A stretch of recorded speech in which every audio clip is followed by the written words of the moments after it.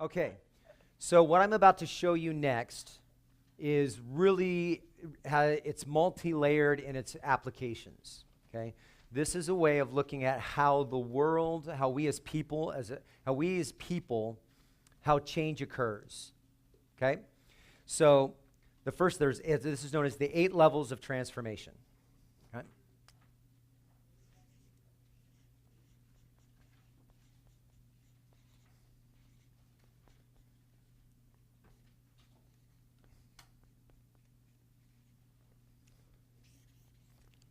Okay? So the first level is our environment.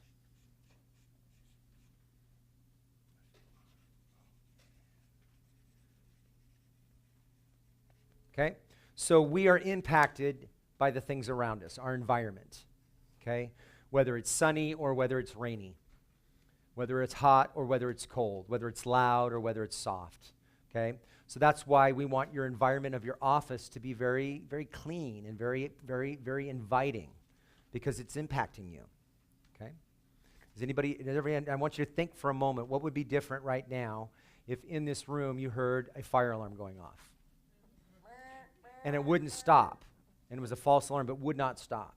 How long could you handle that? Okay? Often, a lot of you have some challenges with electromagnetic radiation coming from the lights, and you're having to manage that. Okay? So environment is really a big deal for us, and you want to start to get good at understanding what is the environment that I'm creating. If you want to be a rock star and you are going pro, you need to have a clean car. Okay? Your inside should be cleaned out, not a whole bunch of crap, not French fries under the thing, not coffee cup, not Starbucks coffee cups. Have your car cleaned, and the way they've got it set up now for car washes, it's great. $20 every other week. They vacuum it out. They do your windows. That's an example of taking control of your environment. Okay. Your office desk too. I mean, Yes. it's like it should be considered a sacred space. Your office desk, and staying organized, because I mean, this world that you're entering, it's going to get busy, and it gets busy fast. So if you have paper everywhere and stuff everywhere, it's going to get overwhelming really, really quickly. Yep. So if organization is not a strength of yours, reach out. There's lots of organization specialists within the tribe. You probably know organization specialists. Like, get some support. One of my friends, she's a professional organizer, and she taught me something really great. Everything has a home. Everything has a home. So, like, even if the junk drawer is a little messy, you can just put it in, it belongs in the junk drawer. Everything has a home. So if things are everywhere around the house, it has an impact on your subconscious mind, even your conscious mind. That's right. And I've changed my language around that. I no longer have a junk drawer. It's a utility drawer. A utility drawer. Yeah. Even better. Just because, it's the thing, the scissors, the marker, the tape, all that sort of stuff, okay? So take control of your environment. It's really important. And start to look at how you can create sacred space everywhere you go. So as you come out of your sacred bedroom and you go into your sacred office, and then you go down into your sacred living room and into your sacred kitchen, and then out into your sacred yard and then into your sacred car. Yeah. I'm serious. Yeah. And each one of those should have a vibe that nourishes you. Mm-hmm. Okay, really important, really important. So notice when you go into somewhere, like if you walk into your laundry room and you just feel stress. Why is it? Well, maybe you have a pile of boxes that have been there for years. Maybe in your garage, it's been going nuts. Start to take control of your environment. It's really, really important, okay? And yet, it is the least powerful in transforming your life. But yet, it has a lot of power in transforming your life, okay? Number 2, behavior.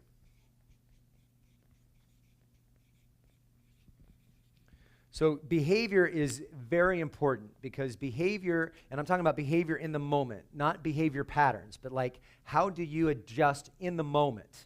So in the moment, for instance, if you're in the shower and the water gets a little too cold, you reach over and you make it a little bit warmer, okay? If you get soap in your eye, you rinse the soap out of your eye. If you have if your head scratches, you scratch your head. That's our basic behavior. If you're driving down the road and the car drifts to the left, you move to the right. So through our behavior, we're constantly changing our life and our moment by moment to experience through our behavior. The challenge is a lot of that behavior is built on patterns. And so we have to be clear of being, so when you're present, you're able to make better decisions on what behavior to engage in. Okay? Everyone understand that? Any questions? Okay? Number 3, skills and talents.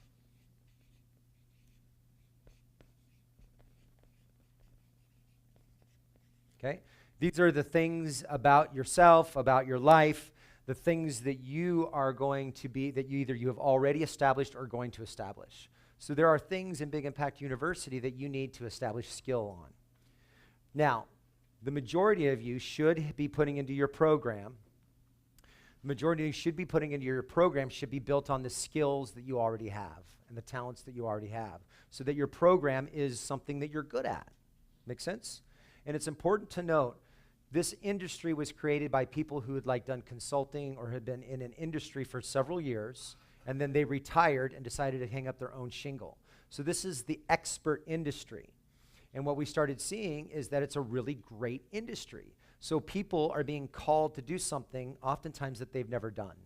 And they're coming into this industry not with 15, 20 years experience, but they've come into this with an idea of what they want to do. So it's important that if that is you, that you are clear of being able to build your business on some sort of expertise and skill. Okay? So when it comes to your business or your life, you can create change by getting better skills and honing your talents. And that's not to be confused with oh, I guess, well, shoot, I'm just getting started, so I guess I need to go back, for 15 years of schooling. That's not what we're talking about. No. Or I guess I need to get more modalities. That's the answer. No, we're talking about skilling up as in entrepreneur education, financial education, marketing education, sales education, all the components of your business. So tomorrow we're going to draw out the whole system of Big Impact University, and we refer to it as a chain-linked fence. Yep. And so you're going to see ooh, what are the areas that I need to skill up in order to start making at least $10,000 a month. For some of you, it's going to be in how to talk about what you do. Others, it's going to be in sales. Others, it's going to be in leadership. So we're going to lay that out for you. Very good. Thank you. That was a gap I missed. There we go. Thank you. Yes. So you've got to be able to skill up. Very, very important. Okay? Number 4 is thoughts and beliefs.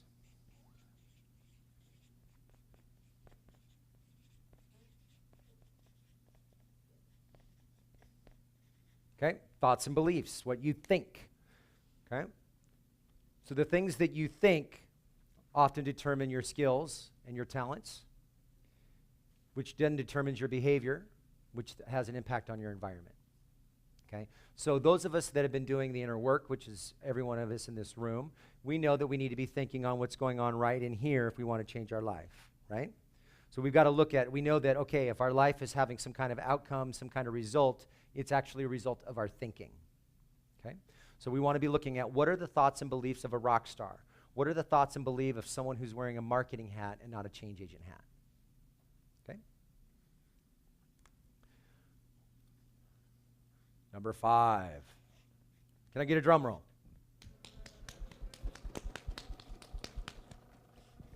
Identity. Identity. Who are you being? You hear us talk a lot about this. Who are you called to be?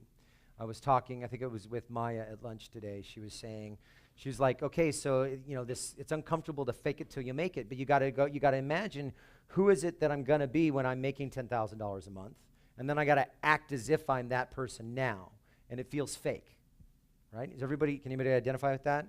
Feels fake and inauthentic. It's actually, how is it any more fake or inauthentic than feeling guilty or shameful? It just, those things feel real because you're used to them. Yeah. It's actually a feeling. In psychology they call it cognitive dissonance. It's a feeling of newness that you're not used to, but you call it inauthentic because you're not used to it. Yeah, and I mean Maya had this huge aha over lunch. Can I share? Because it's brilliant.